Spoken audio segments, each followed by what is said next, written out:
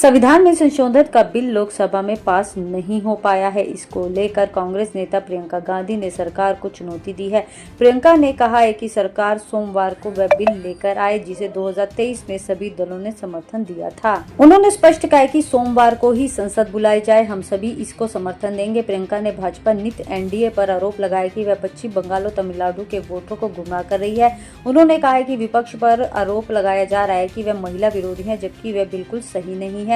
जिस पुराने बिल की बात प्रियंका गांधी कर रही हैं वह नारी शक्ति वंदना अधिनियम है, जो 2023 में पास हुआ था। इसमें महिलाओं के लिए संसद में और राज्य विधानसभाओं में 33% आरक्षण की बात की गई थी। प्रियंका गांधी ने कहा कि महिला आरक्षण से संबंधित संविधान संशोधन विधेयक देश के संघीय ढांचे को बदलने का षड्यंत्र था। लोकसभा में इसका गिरना लोकतंत्र संविधान है, विपक्षी एकजुटता की जीत है। उन्होंने संवाददाताओं से कहा कि कल लोकतंत्र की बहुत बड़ी जीत हुई है। मोदी सरकार ने लोकतंत्र को कमजोर करने और संघीय ढांचे को बदलने की साजिश की थी, जिसे हमने हरा दिया। यह संविधान की जीत है, देश की जीत है, विपक्षी एकता की जीत है। प्रियंका ने कहा है कि यह विपक्षी एकजुटता के लिए निर्णायक क्षण हो सकता है। प्रियंका गांधी ने आगे कहा है कि गृह मंत्री और प्रधानमंत्री ने अपने भाषणों में कहा है कि अगर विपक्ष इस मुद्दे पर सहमत नहीं होता तो ना कभी चुनाव जीत पाएंगे, ना ही सत्ता में आ पाएंगे।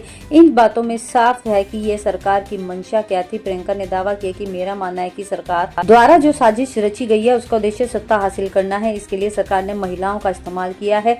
उन्होंने कहा कि सरकार चाहती थी कि महिला आरक्षण के नाम पर विपक्ष यह विधेयक पारित करवा दे, ताकि उन्हें मनमाने तरीके से परिसीमन की आजादी मिल जाए, जिसमें मोदी सरकार को जातिगत जनगणना का सहारा न लेना पड़े। प्रियंका गांधी ने दावा किया कि यह महिला आरक्षण विधेयक की बात नहीं थी, यह बात परिसीमन से जुड़ी हुई थी। मोदी सरकार को परिसीमन के आधार पर करना था, जिसमें उसे जातिगत जनगणना के आंकड़ों को देखने की जरूरत नहीं होती और मनमानी करने की पूरी आजादी मिल जाती। ऐसे में मुमकिन ही नहीं था कि विपक्ष मोदी सरकार का साथ दे। कांग्रेस महासचिव ने यह भी कहा, पूरे देश ने देख लिया है कि जब विपक्ष एकजुट होता है तो कैसे मोदी सरकार को हराया जा सकता है। प्रियंका गांधी ने कहा कि मोदी सरकार को पहली बार धक्का लगा है, इसलिए इसे काला दिन कहा जा सकता है। यह धक्का लगाना भी बहुत जरूरी था। उन्होंने कहा कि सरकार का मानना था कि अगर विधेयक पारित होता तो उनकी जीत होगी और विधेयक पारित नहीं हुआ तो विपक्ष को महिला विरोधी बता देंगे।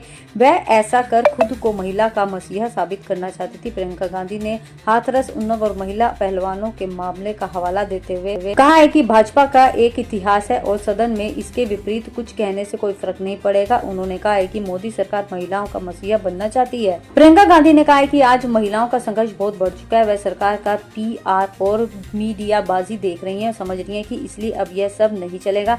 उन्होंने दावा किया है कि जनता का भरोसा इस सरकार से उठ चुका है।